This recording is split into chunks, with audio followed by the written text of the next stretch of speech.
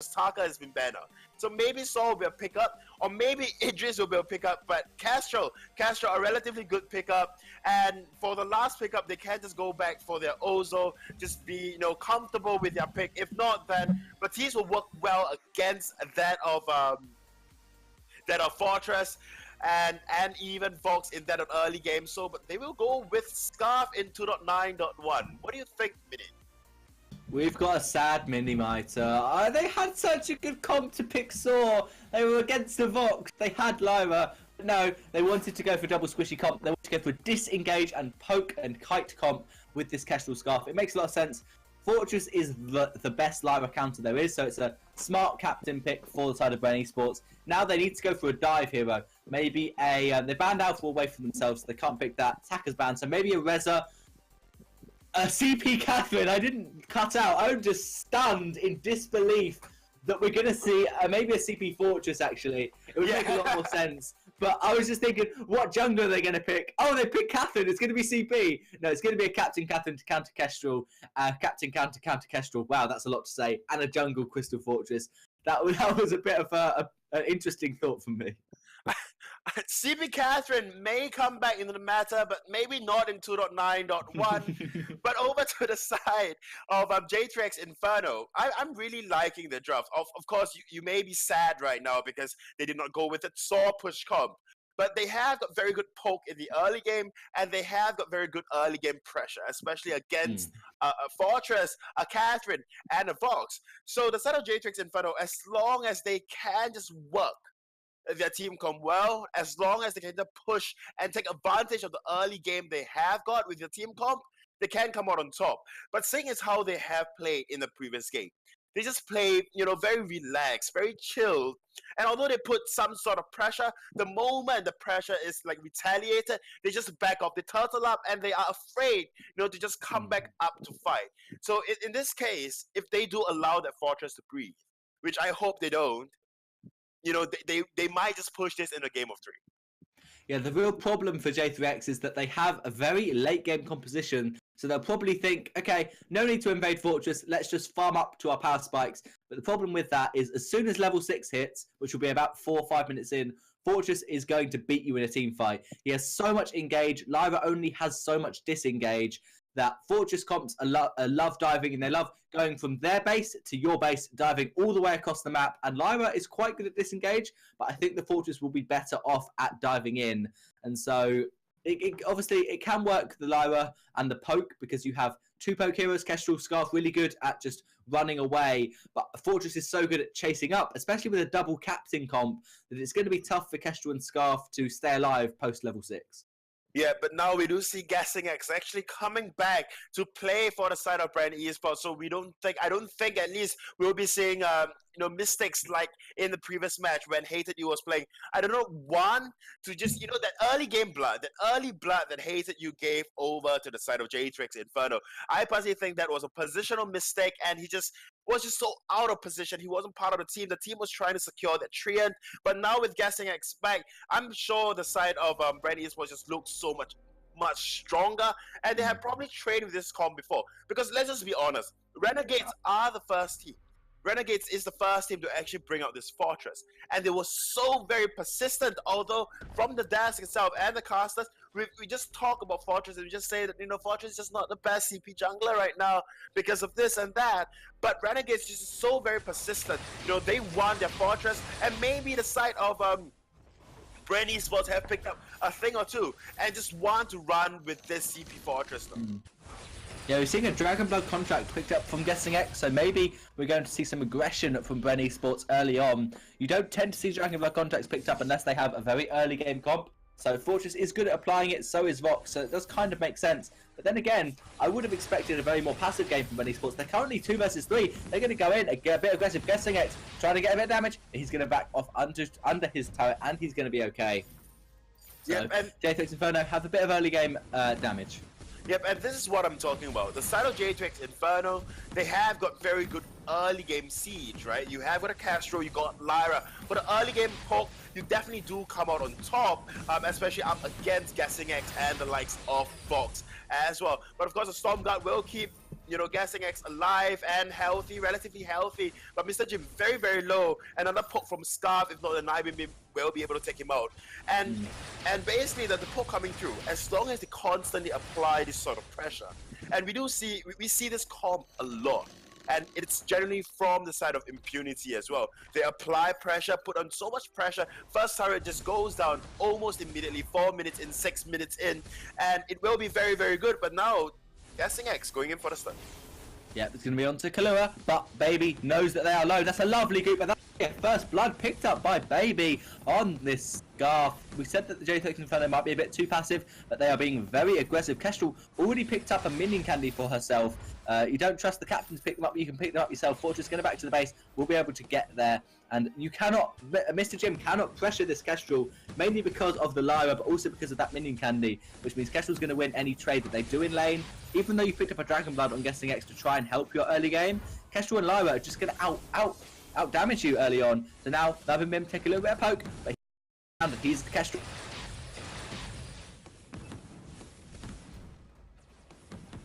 Even at level 1, it has bonus weapon power, whereas in 2.10, it only has a little bit of armor pierce, which is not at all that useful in the early game. So now Bren Esports are going to be a bit more passive, trying to farm up. Fortress working towards probably Aftershock first, not Storm Crown. And Nibin Beam trying to get some damage. One Glimmer does land, second one does not quite connect. And J3X Inferno are actually quite healthy compared to the members of Bren Esports. Guessing X very low, but they're still going to go in. Stormguard might not be enough, but the Healing Flask will bait out Kahlua. He's going to die. And that was nice plays from Guessing X. Using this Catherine, going in at almost 0 health and just using that Stormguard to keep himself alive. Now Nibin Beam is very low. Catherine going to stop the backport with a stack. And nice, two birds with one stone from Guessing X. Nibin Beam wants to port home, and he's not going to be allowed to. Bren Esports very offensive because Lyra did fall. Now that Spy does not quite connect onto Mr. Jim. Guessing X still in the bush. Mercy's Pursuit is up, but a flare will catch him out.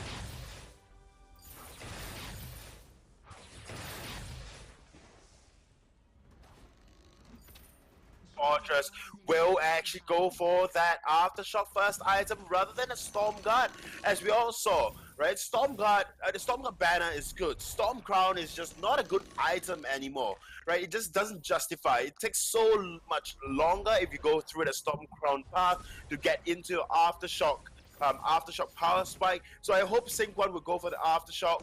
And then get the level 6. By the time he gets his Aftershock, he should be level 6. Have got attack of the pack, can gank successfully, and just basically just put on so much more pressure. Yeah, there's going to be a bit of a fight in lane. There's the Dragon's Breath coming through from Scarf. Sync One going to go quite low. So is Guessing X. He hasn't got a fountain yet. Sync One body blocks Spitfire, and Guessing X will survive. This is nice play for all three members of Bren Esports. Very, very low. Baby trying to pressure this turret. His Scarf, he's going to be able to do an awful lot with that goop. And Sync One is level 6. This is when I thought Bren Esports were going to fight. There's the attack of the pack, but Bright Bulwark used to counter it very nicely. Sync One going to use his own boots to try and keep himself alive. Turret will fall. Nice plays from J3X Inferno. They're being aggressive. Yep, and I'm really, really liking how J3X Inferno is playing in this particular game. They understand that, you know, if they miss out in this early game window, they have to farm up in terms of items and then try to win a late game team fight. But why so? Why do you need to do that if you can just put on pressure in the early game with your poke, with your superior poke over to that of Bren Esports? We have, from the side of Bren Esports at least, we have Fortress that wants to dive in, and to counter poke, you just want to be up in their faces so they are not allowed to poke, right? Beat them in a duel and you generally win. But then if you are just out poke even before you can fully engage, it will be very, very bad for the side of Bren Esports, and we saw that early on. Force support don't need kills at all, but aye baby now. Yeah, Baby's going to get caught out. Nice Spitfire to try and disengage. And of course, Kahlua just comes through, gives that Imperial Sigil, and J3X Inferno can just run away. Double Infusions picked up by Baby and Nibin Beam. Baby's popped his. Nibin Beam just waiting a little bit. Now he's popped his. And J3X, very aggressive. I like to see this. This is exactly what J3X needs to do. To try and win this game, they have to snowball this Fortress. He hasn't even got one item yet. Scarf already with the Shatter Glass, and Fortress still can't afford Aftershock, so pressure being put down. Goop will get onto Guessing X, wait for it, used and the attack of the pack, but that's the Bright Bulwark just to stop any engaged. Dragon's Breath coming through, shredding through Mr. Jim, but the turnaround going on the Scarf, he's going to go low. Fountain's going to keep him healthy, and Guessing X will most likely fall to one basic attack, but will Nibin Mim trade his life for it? Yes, he will. What can Baby do now? Using the Healing Flask to get a bit more energy, bit more health. A nice turnaround from Bren Esports. There was no one infused up against double infused, and they end up not losing the fight, but just trading 1-for-1. Yep, they did end up trading, but even with that trade, on top of that trade, they couldn't just secure anything at all. And although Synquan played very, very well, I want to say, in that particular team fight, just constantly sticking onto Naibim on that Castro, but it just didn't quite turn out good for her because he just lacks the damage. So imagine if Synquan actually have got an Aftershock. And the Aftershock effectiveness, the period of effectiveness is just so small. Get your Aftershock, get your damage. Goldmine stolen by Guessing X on this. Nice steal. Nice steal, just putting them back even right now to the 2 kills, 16.7 to 16.6. But I was mentioning earlier on, Synquan on this Fortress really needed an Aftershock in that team fight. Maybe with that Aftershock, it could have just changed the fight along. You have extra sustain because of the lifesteal coming through from Aftershock, and you have got the burst onto the squishies as well. Guessing X going in with the Merciless Pursuit, probably just trying to build stacks, but just burning the Stormblood as well. Not be out for the next 5 or so seconds. A fight may just break out here. Guessing X already down to half health before the fight starts. J3X Inferno, all they have to do is poke, poke, poke. Nice flare, catches out Guessing X. They knew he was hiding somewhere. He won't be able to get a blind Blast Tremor, which would probably just win when Esports the fight. Guessing X is going to take an awful lot of poke. Now, one shot not going to quite work out. There's a blind Blast Tremor, only going to land onto 2. But what's going to happen now? Bright Bulwark used, wait for it. Going to silence up, Baby, but that's going to be Lyra going solo. Fountain, Crucible, Imperial Sigil keeps Lyra alive. Dragon's Breath not going to do any damage. Turn around onto Baby. Healing Fast pop by Kestrel, but Baby is going to go down. Naibin Mim is the next target, and that is going to be a 2 kills for Bren Esports. They managed to turn the fight around. It looked like Lyra was going to survive. She did, but then Fountain Crucible popped to save herself. Synquan is tanking turret, and I don't know if they can do this. Guessing X trying to do the damage, but can Bren Esports tank this turret like a pro team? Guessing X is going to tank it for himself, and yes, they can. No one will die. No, Guessing X, I thought he was out of the turret range, but no, he falls. But Kalua manages to somehow survive, and Bren Esports get 2 kills in return for their Catherine. Yep, and the issue really we saw just now coming through from Synquan is the immense amount of burst that he can put out. Oh, Synquan, please do not go and tank up at this point. You do not quite have enough damage to justify the tanky, you are going for. What do you think, Mini? What do you think that Fortress should just go for that, break a Broken Myth, if not then Dragon's Eye before tanking up? Or do you think that Aftershock into tank items is the way to go for Fortress? I definitely agree with you that Fortress should be going for a lot more damage and shouldn't just go tank. Yes, Vox will be very useful. Vox will be the main damage dealer, but you can't just be in the position where if Fortress is the only one left, you have lost the fight. Because that leaves such an easy win condition for J3X Inferno. All they have to do now is they just have to kill Vox and they win the fight. You need the win condition to be kill Vox and get Fortress low, but Naibin Mim gonna get jumped on. Attack of the Pack is used, and that Kestrel is so out of position. J3X Inferno pushing the wave without any vision on their side of the jungle. A lovely rotation from Bren Esports gets them an easy kill, and it will be probably a turret, maybe a gold mine, just depending on what they want to go for. Yeah, they'll probably just try to secure this turret. They have got a healthy wave pushing towards them, and Kalua, I don't think you should you should actually try to hold that wave or stop that wave. And the first turret for the side of J3X Inferno will fall. Naibin Mim now spawning, and Gold Miner will be started out as well. Yeah, they can get the gold mine. They're going to try and get both turret and gold mine. I said they could get one or the other, but Vox picking up the gold mine. Blast Tremor over the wall has been echoed by Guessing X. Goldmine will be secured by the Fortress, and Blast Tremor, that's not going to start silence anyone up, but Guessing X is quite low, so he's forced to back off. Nice plays from Bren Esports. I thought they might get one or the other. They end up getting both Goldmine and turret. This tank Fortress build, it might be working out.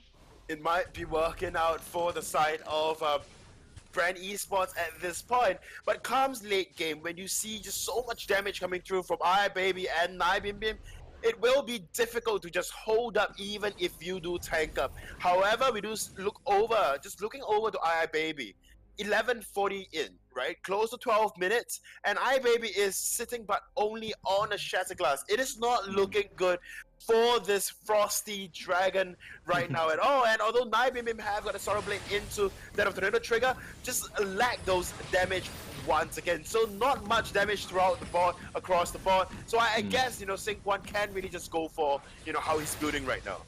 Here we go, team fight maybe starting. There's a Spitfire landing onto Guessing X, but he's got his own little Storm Guard.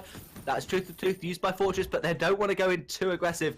Whoever engages the fight is probably going to lose, because if Fortress engages, he's going to get bursted down by that goop, and Kahlua can just run away. Bright Bulwark can stop the engage, and of course, if Kahlua does an offensive Arcane Passage into Bright Bulwark, then J3X Inferno have no disengage. So, interesting play from Bren Esports. I think this will work out for them. They just, as long as they have the payload, it's Fountain, Echo, Aftershock on Guessing X. Well, I guess he is trying to offset the lack of damage on Sync 1 by building an Aftershock. But hey, this is when Minimizer is just OP, right? Predictions just OP. You predicted, or rather you kind of speculated that we will be seeing a CP Catherine. You're not far from the truth here. Here we go. That's the engage from Bren Esports. Attack of the Pack is used. Bulwark is now being out. Block does come out onto the silence from the Scarf, but Nibim's going to fall to the Fortress. Baby is the next target, and so Arcane Passage used, but that could be the death sentence for Baby. Lyra, using that Arcane Passage, gave Fox a free line onto the Scarf. Kahlua should have just let himself die. He didn't need to portal in, because that literally killed Baby and gave away the ace. So Tier 2 turret and Goldmine going to go over to Bren Esports. Looks like Catherine trying to solo it, but Sync 1 says, no, I'll give you a hand. You haven't quite got your Aftershock yet. Yep, I mean, even with an Aftershock, it'll take quite some time before Guessing X can secure that gold mine. And with, you know, the timer is just ticking down for Helga to just climb up onto the fold, I don't think Guessing X should quite solo that. And immense gold payout, you know, 2 gold lesser to that 400 full gold payout for the side of Bren Esports. But who's complaining? That is extra gold. Guessing X may be caught out right now, will be able to successfully pot back and completing that Aftershock with that gold payout as well. So there are 2 Aftershock users right now from the side of Bren Esports, and you know, call me crazy, but maybe Sync 1 might just go for an Echo as well. I know, honestly, he's built energy battery, but echoing the wolves just isn't that good on Fortress, because you can't have 6 wolves at a time. As soon as you use the second ultimate, the wolves do despawn. So in a fight, that means you cannot use Echo until it's being killed. But here we go.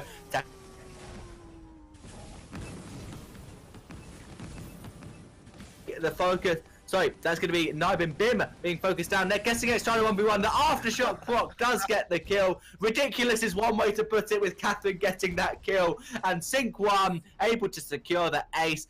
Bren Esports can just dive so far and so deep into this pool that is the members of J3X Inferno.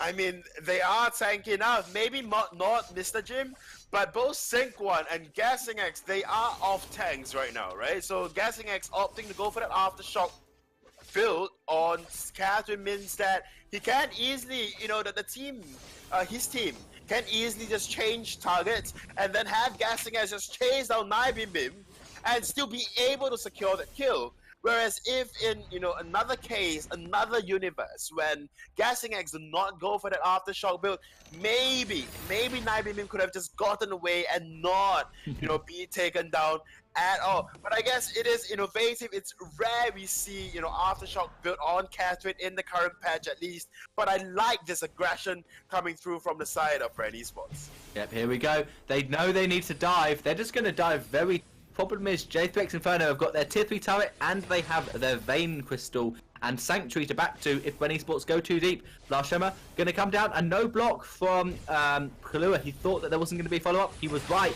There's going to be the Dragon's Breath block on the stun. Attack at the back is used though, so Scarf forced to back. This is the disengage from the side of J3X Inferno. No echo forcing one, so he's not able to get a second attack of the pack down. Kraken very, very healthy after taking that turret. Neither of them trying to get a bit of poke down with these glimmers, and Baby can take this Kraken very low. J3X Inferno are good at taking Kraken down. Goop doing a lot of work, but Guessing X going to go in by himself, not going to be able to get the stun, and Kestrel gets the kill. This is probably going to be the back off. Nope, Bren Esports are going to go in. They don't want to stop, even though their captain is dead. They're going to keep going. Baby not focusing on the team fight, he's focusing on this Kraken, and Baby's going to be the focus by the members of Bren Esports. Sync 1 diving in, attack at the back is off cooldown once again, and Bren Esports are going for it. Mr. Jim, can he do the plays? He's